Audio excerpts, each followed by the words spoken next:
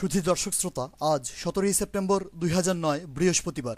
বাংলাদেশের জাতীয় সংবাদ মাধ্যমসমূহে প্রকাশিত সংবাদসমূহের উল্লেখযোগ্য অংশ নিয়ে সম্পাদিত অ্যানালগ নিউজরুমে স্বাগতম। অদৃশ্য মহলের ইশারায় আওয়ামী লীগ নেতৃত্বাধীন মহাজোট সরকারের সিদ্ধান্তে পার্বত্য চট্টগ্রাম থেকে বিভিন্ন সেনাক্যাম্প প্রত্যাহারের পর এবার রাঙ্গামাটির কাপ্তাই থেকে সেনাবাহিনীর একটি পূর্ণাঙ্গ ব্রিগেড পুরোপুরি প্রত্যাহার করে নেওয়ার ফলে দেশের একমাত্র জলবিদ্যুৎ কেন্দ্র সহ পুরো রাঙ্গামাটি জেলা সম্পূর্ণ অরক্ষিত হয়ে যাওয়ার খবর ছেপেছে আমাদের সময় পত্রিকা।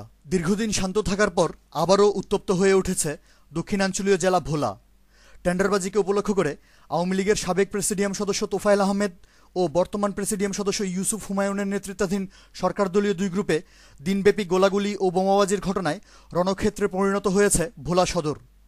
রক্তক্ষয়ী সংঘর্ষে অর্ধশতাধিক আহত হওয়ার সংবাদ প্রকাশ করেছে দৈনিক প্রথম আলো, সমকাল, মানবজমিন, আমার দেশ, যায় যায় দিন, আমাদের সময়, যুগান্তর এবং নয়াদিগন্ত।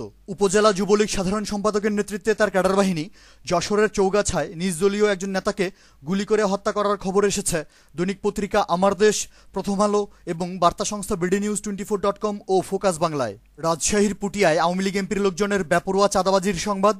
সরকারদলীয় এমপির ক্যাডাররা বরিশালের উজিরপুরে নিজ দলীয় একজন নেতার উপর হামলা করার খবর এবং আধিপত্য বিস্তারের দ্বন্দ্বে নাটোরের বড়াই গ্রামে ক্ষমতাসীন দুই গ্রুপের রক্তক্ষয়ী সংঘর্ষে একজন নিহত হওয়ার সংবাদ এসেছে সমকাল, যায় যায় দিন ও যুগান্তরে। জামালপুরের মেলান্দহে সংখ্যালঘু হিন্দু সম্প্রদায়ের পূজা মণ্ডপে হামলা ও মূর্তি ভাঙচুরের ঘটনায় সংবাদ প্রকাশ করেছে যুগান্তর পত্রিকা। সীমান্ত জেলা যশোরে সাংবাদিকদের উপর সন্ত্রাসী হামলা ও মিথ্যা মামলা দিয়ে হয়রানি করার সংবাদ এবং পটুয়াখালীর গলাচিপায় সন্ত্রাসীদের নব্য গডফাদার আওয়ামী লীগ এমপির লোকজন স্থানীয় সাংবাদিক সমাজের বিরুদ্ধে প্রকাশ্য জনসভায় হুমকি প্রদর্শন করার খবর ছেপেছে প্রথম আলো, সমকাল, নয়াদিগন্ত ও মানবজমিন। অবৈধ অস্ত্রধারী সন্ত্রাসীদের হাত থেকে রক্ষার জন্য নিয়োজিত বৈধ অস্ত্রধারীদের নির্যাতন থেকে রক্ষা মিলছে না সাধারণ জনগণের।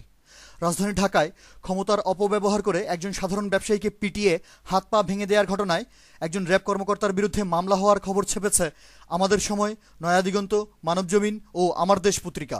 জেলা আওয়ামী লীগ সভাপতির লোকজন Bogura chamber of commerce and ইন্ডাস্ট্রিজের নির্বাচনে প্রতিপক্ষ ব্যবসায়ীদের মনোনয়ন কিনতে বাধা দেওয়ার সংবাদ ছেপেছে প্রথম আলো, সমকাল এবং নয়াদিগন্ত। কক্সবাজারের টেকনাফে সরকারদলীয় নেতাকর্মীরা ব্যাপক হারে বনজ সম্পদ লুটপাট করার খবর এসেছে সমকাল এবং প্রথম আলোতে। ক্ষমতাসীন লোকজন অনিয়ম ও দুর্নীতির মাধ্যমে ব্রাহ্মণবাড়িয়ায় এলজিইডির একটি মার্কেট দখল করে নেওয়ার সংবাদ এবং বাসস্ট্যান্ড দখল করাকে উপলক্ষ করে বাগেরহাট সদরে আওয়ামী লীগের দুই গ্রুপের রক্তক্ষয়ী সংঘর্ষের খবর এসেছে মানবজমিন, নয়াদিগন্ত ও সমকালে। উত্তরাঞ্চলীয় জেলা ঠাকুরগাঁও ও রংপুরে সরকারদলীয় লোকজনদের বেপরোয়া টেন্ডারবাজির খবর ছেপেছে সমকাল এবং মানবজমিন। কুমিল্লা ও লালমনিরহাট সীমান্ত দিয়ে বেপরোয়া চোরাচালানি কর্মকাণ্ডের খবর এবং রাজশাহী ও যশোরে অবৈধ ভারতীয় পণ্যের প্রভাবে দেশীয় পণ্যের বাজারে চরম অচল অবস্থার সংবাদ প্রকাশ করেছে প্রথম আলো, নয়াদিগন্ত, মানবজমিন ও যায় যায় দিন।